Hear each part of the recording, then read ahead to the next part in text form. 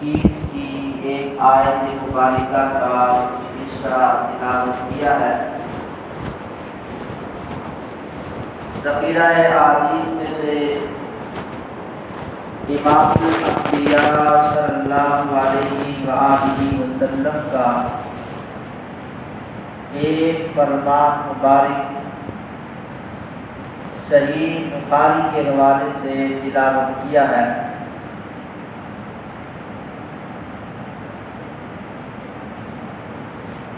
اللہ تبارک و تعالی نے پورے دنیا کے عالم کے انسانوں کی کامیابی ایمان اور اعمال صالحہ میں رکھی ہے۔ اعمال صالحہ کے قبول ہونے کے لیے ایمان کا معیاری ہونا ضروری ہے۔ حضرت آدم علیہ السلام سے لے کر امام الانبیاء صلی اللہ علیہ وآلہ وسلم تک جس قدر انبیاء اس دنیا میں تشریف لائے، سب نے ایمان کی دعوت دی اور ایمان کی فکر کی ترغیب دی۔ قرآن کریم کی 20 آیات مبارکہ اس پر شاہد ہیں کہ انبیاء کرام کی جو دعوت فکر تھی وہ ایمان پر تھی۔ ایمان جس قدر انسان کا مضبوط ہوگا اور انسانی اعضاء سے نکلنے والے افعال اعمال بھی مضبوط ہوں گے۔ اگر ہمارا ایمان اس معیار اس لیول کا نہ ہوا تو پھر ہمارے اعضاء و جوارح سے نکلنے والے افعال اور اعمال بھی کمزور ہوں گے۔ اس لیے مین جو پاور ہے وہ انسان کا مسلمان کا ایمان ہے، اور اس ایمان کی دعوت قرآن کریم میں اللہ تبارک و تعالی نے انبیاء کرام کے زبانی متعدد بار دی۔ سب نے آ کر سب سے پہلے اگر محنت کی ہے تو انسانیت کے دلوں پر محنت کی ہے۔ سنن ابی داؤد کی صحیح حدیث ہے، امام الانبیاء صلی اللہ علیہ وآلہ وسلم کے پاس ایک خاتون آتی ہے۔ آپ اندازہ لگائیں کہ ایمان کس چیز کا نام ہے۔ ایمان جن لوگوں نے پیغمبر اسلام صلی اللہ علیہ وسلم کی صحبت اختیار کی، ان کے ایمان کا لیول کتنا ہائی لیول پر تھا۔ خاتون آئی اور بارگاہ رسالت میں عرض کیا، اختصار کے ساتھ مثال دے رہا ہوں، عرض کیا یا رسول اللہ مجھ سے بڑی خطا ہو گئی ہے اور بڑی غلطی ہو گئی ہے، مجھے سزا دیجیے۔ آپ صلی اللہ علیہ وسلم نے اس کو کافی ٹال مٹول سے معاملہ کیا، لیکن خاتون ٹلنے والی نہیں تھی۔ پوچھا گیا کیا معاملہ ہوا؟ کہا کہ یا رسول اللہ مجھ سے زنا ہو گیا ہے، میں بدکاری کر بیٹھی ہوں۔ اور وہ خاتون شادی شدہ تھی، اور شادی شدہ اگر مرد و خواتین میں سے کوئی بھی اگر زنا کا ارتکاب کرتا ہے تو اگر ثبوت مکمل ہو تو اسلامی ریاست کی ذمہ داری ہے ان کو سنسار کر دیا جائے، یہ اسلام میں سزا ہے۔ اب خاتون خود آ رہی ہے کہ یا رسول اللہ مجھ سے خطا ہو گئی ہے۔ آپ صلی اللہ علیہ وسلم نے کافی ٹال مٹول کی کوشش کی کہ تجھے ویسے بام ہوا ہوگا، لیکن کہنے لگی نہیں یا رسول اللہ میرے پیٹ کے اندر بچہ موجود ہے اور یہ اسی زنا کا کیا ہے نتیجہ ہے۔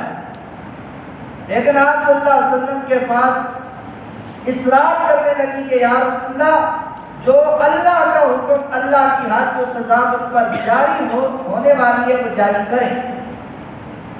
آپ صلی اللہ علیہ وسلم نے فرمایا کہ جاؤ جب تیرا بچہ پیدا ہو جائے گا نا اور بچہ کھانے پینے کے قابل ہو جائے گا، چلنے پھرنے کے، تو پھر آپ آ جانا، پھر دیکھ لیں۔ ہم آج ہمارا ایمان ہے نا، ہم گناہ کرتے ہیں، چوریاں کرتے ہیں، غیبت کرتے ہیں، جھوٹ بولتے ہیں، لیکن فخر محسوس کرتے ہیں، چھپاتے ہیں۔ لیکن اس خاتون کے ایمان کے معیار کو دیکھیے، چلی گئی واپس، بچہ پیدا ہوا اور بچے کو 2-2.5 سال تک دودھ پلایا، اور 2.5-3 سال کے بعد بچے کے ہاتھ میں روٹی کا ایک ٹکڑا پکڑایا اور بارگاہ رسالت میں حاضر ہوئی۔ اور یہ سنن ابی داؤد کی صحیح حدیث بتا رہا ہوں، کوئی کس کا کہانی نہیں ہے۔ آپ صلی اللہ علیہ وسلم کے پاس بچے کو لے کر آئی اور عرض کیا، یا رسول اللہ دیکھ لیں میرا بچہ کھانے پینے کے قابل ہے، ہاتھ میں روٹی کا نوالہ پکڑا ہوا، لہذا جو میں نے جرم کیا ہے اس کی پاداش میں مجھے سزا دی جائے، جو اللہ کا حکم اور امر ہے اس کے مطابق مجھے کیا کیا جائے، سنسار کیا جائے۔ اندازہ لگائیں یہ کون سی فکر تھی، یہ کون سے وہ احساسات اور جذبات تھے جو اس خاتون کو سکھ اور چین کے ساتھ بیٹھنے نہیں دے رہے تھے۔ وہ بار بار لپک کر آ رہی تھی بارگاہ رسالت میں کہ مجھ پر حد جاری کی ہے۔ یہ اصل تھا ایمان، ایمانی لیول بڑا مضبوط تھا، اور انبیاء کرام کی یہی دعوت تھی کہ انہوں نے لوگوں کے دلوں پر محنت کی ہے اور لوگوں کو دعوت فکر دی ہے، اور یہی کیا ہے، ایمان ہے۔ جب ایمان مضبوط ہوگا پھر اللہ تبارک و تعالی اعمال کے راستے بھی انسان کے لیے کیا کرتے ہیں، آسان کرتے ہیں۔ آپ اس واقعے سے اندازہ لگائیں، سنن ابی داؤد کا واقعہ جو میں نے بیان کیا، کوئی پولیس پیچھے نہیں چھوڑی تفتیش کے لیے، کوئی فوج پیچھے نہیں لگی ہوئی تھی، بھائی اس نے ایسا کیا ہی نہیں، اس کو لاؤ، اس کو سزا دیں، لیکن وہ عورت خود بار بار گئے رسالت میں حاضر ہو رہی تھی کہ یا رسول اللہ مجھ سے یہ خطا ہوئی ہے۔ پھر آپ صلی اللہ علیہ وسلم نے کیا کیا، اس خاتون پر حد جاری فرمائی، اس کو سنسار کیا گیا۔ اور حدیث مبارکہ میں آتا ہے نا، خاتون کو جس وقت کھلے میدان کے اندر گڑھا کھود کر وہاں کھڑا کیا گیا اور صحابہ کرام نے پتھروں کے ذریعے سے سنساری شروع کی، یمن شروع کیا، تو خاتون ظاہر بات ہے جب پتھر لگتے ہیں تو بندہ زخمی ہو جاتا ہے اور خون نکلتا ہے۔ خون کے فوارے جس وقت نکلے تو قریب میں ایک صحابی رسول کے کپڑوں پر پڑ گئی اور اس نے نفرت کا اظہار محسوس کیا۔ حدیث میں آتا ہے کہ امام الانبیاء صلی اللہ علیہ وسلم نے فرمایا کہ اس خاتون کے حوالے سے اپنے دل کو صاف رکھو، اگر اس پر حد اور سزا جاری کی گئی ہے، اس نے اس اخلاص اور نیت کے ساتھ اللہ سے معافی اور توبہ کی ہے، اگر اس توبہ اور استغفار کو آل مدینہ پر تقسیم کر دیا جائے اللہ سب کی مغفرت فرما دے۔ اندازہ لگائیں، یہ ہے ایمان، اور اسی ایمان کی دعوت کے لیے سب اعلیٰ انبیاء کرام علیہ التسلیمات یہاں تشریف لائے اس دنیا میں، اور ان کی بنیادی دعوت کا محور اور مرکز کیا تھا، ایمان تھا۔ ایمان پر محنت کی، پھر انسانی اعضاء سے نکلنے والے جو اعمال تھے اور جو افعال تھے وہ بھی کیا ہے، معیاری اعمال اور افعال بنے۔ قرآن کریم میں اللہ تبارک و تعالی نے فرمایا وَوَصَّىٰ بِهَا إِبْرَاهِيمُ بَنِيهِ وَيَعْقُوبُ، حضرت ابراہیم علیہ السلام، حضرت یعقوب علیہ السلام نے اپنی اولاد کو، بیٹوں کو یہ وصیت دی۔ وصیت اس بات پر تھی کہ بھائی تم نے ایمان پر قائم رہنا ہے۔ ظاہر بات ہے نبی جو ہوتا ہے نا، نبی اپنی اولاد کو اپنی زندگی میں دیکھ بھال کر سکتا ہے، چند نظروں میں ہے اس کو ایمان کی پٹری سے باہر نہ نکل جاتا ہوں، لیکن جب موت کا وقت آیا، فلما حضر الموت، جب موت کا وقت قریب آیا، حضرت یعقوب نے اپنے بیٹوں کو یہ وصیت کی کہ اللہ تبارک و تعالیٰ کی عبادت کرنی ہے اور اللہ کی ذات و صفات میں کسی کو شریک نہیں ٹھہرانا، اور اس ایمان پر قائم اور مضبوط رہنا ہے، دائیں بائیں نہیں ہونا۔ لہذا معلوم ہوتا ہے کہ انبیاء کرام نے بھی اگر سب سے زیادہ اگر فکر کی ہے تو وہ ایمان کی فکر کی. آپ دیکھیے حضرت یوسف علیہ السلام اللہ سے دعا مانگے توفنی مسلما والحقنی بالصالحین. یا اللہ مجھے میرا جینا مرنا اسلام پر رکھنا، دین پر اور ایمان پر یاد رکھنا.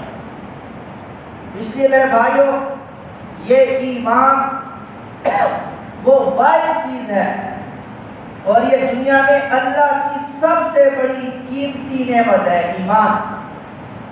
یہ ہمیں لفظ بڑا آسان لگتا ہے اور یہ اس کی بڑی قیمت ہے. دنیا و ما فیہا ایک ایمان کی قیمت نہیں چکا سکتی.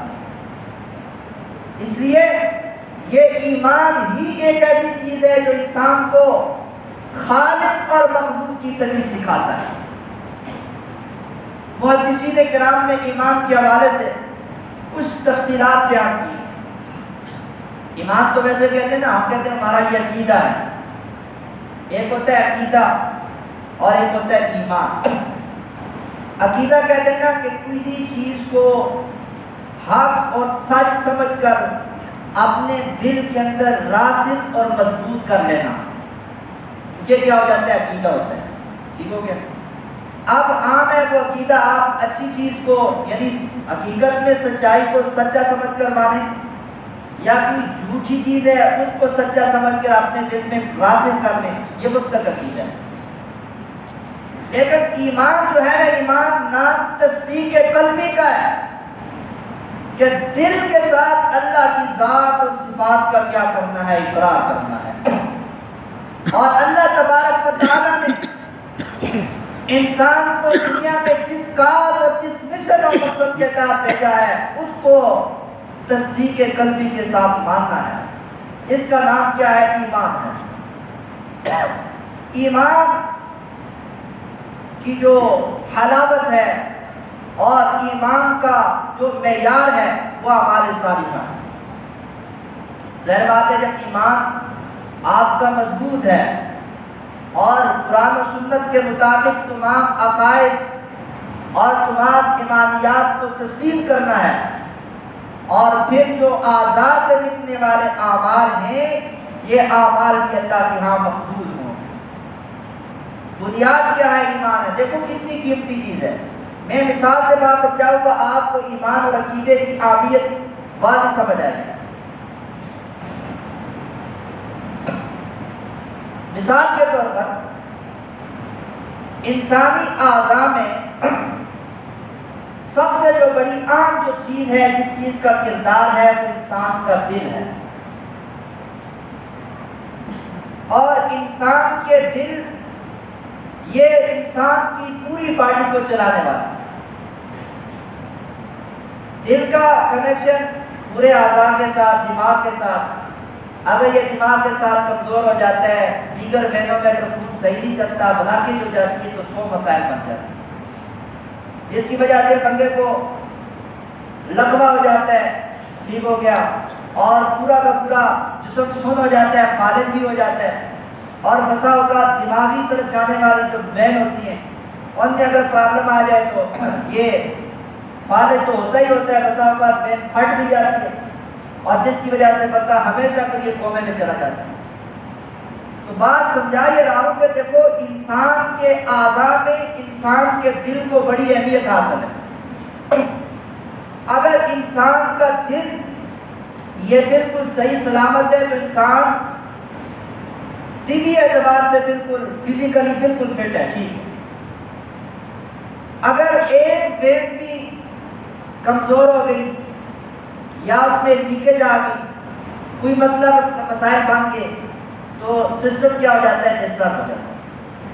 اور اگر پوری مہر ختم ہو جائے تو انسان کیا ہے؟ باقی نہیں رہتا.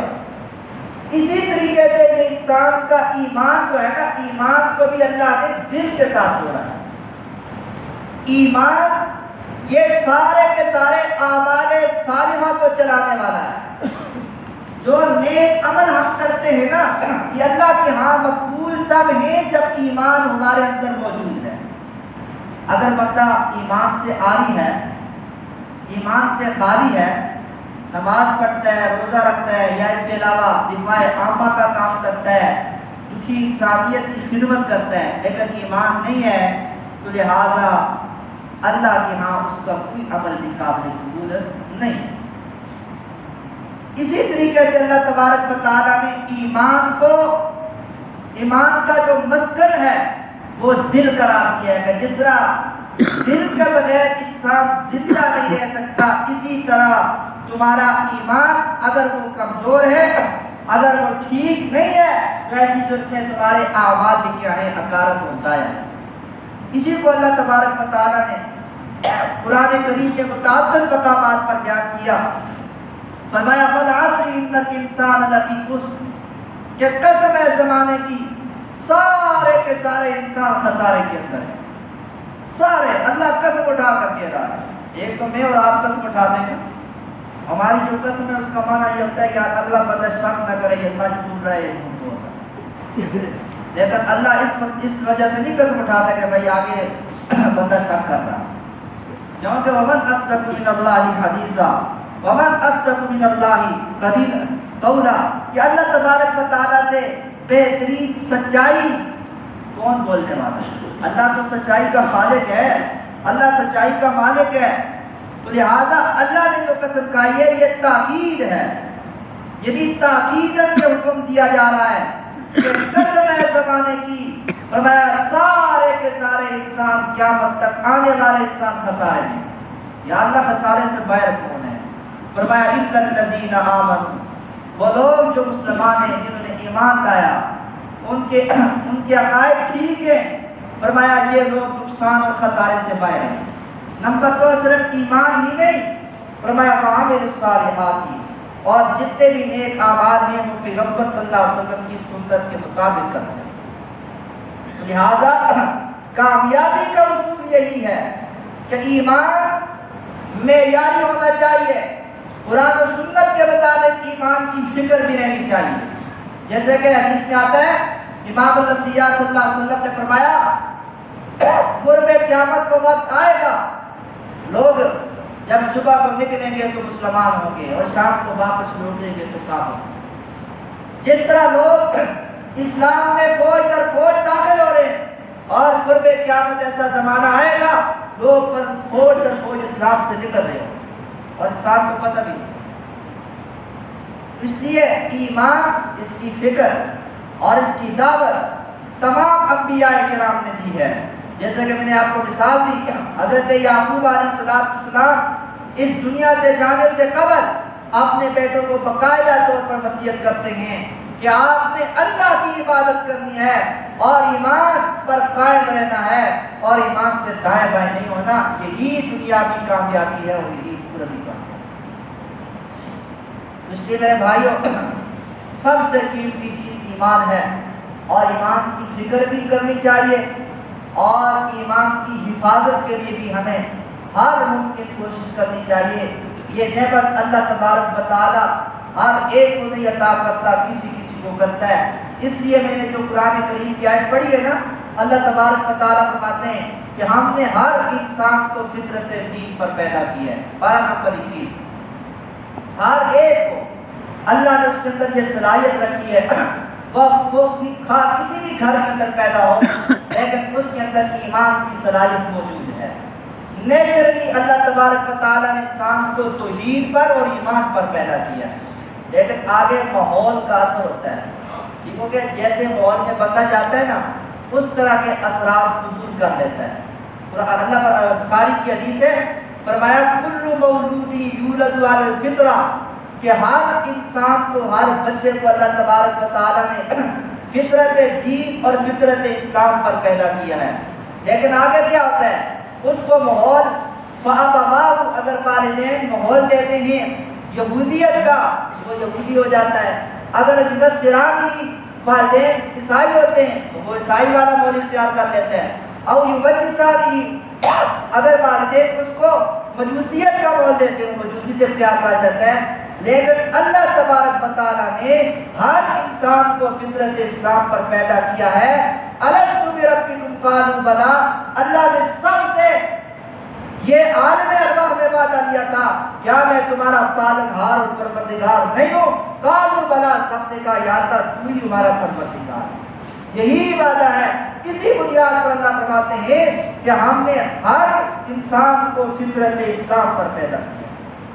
تو اب فطرت اسلام پر جب ہم آئے ہی فطرت اسلام پر، فطرت دین اور ایمان پر آئے، تو پھر ہم نے فکر بھی ایمان اور دعوت اسلام کی کرنی ہے، اور حفاظت ایمان اور حفاظت اسلام کی فکر کرنی ہے، اور یہی دنیاوی کامیابی بھی ہے اور یہی اخروی کامیابی بھی ہے۔ اللہ تبارک و تعالیٰ سے دعا ہے جو کچھ کہا سنا اللہ اس پر عمل کرنے کی توفیق عطا فرمائے۔ وہ آپ کو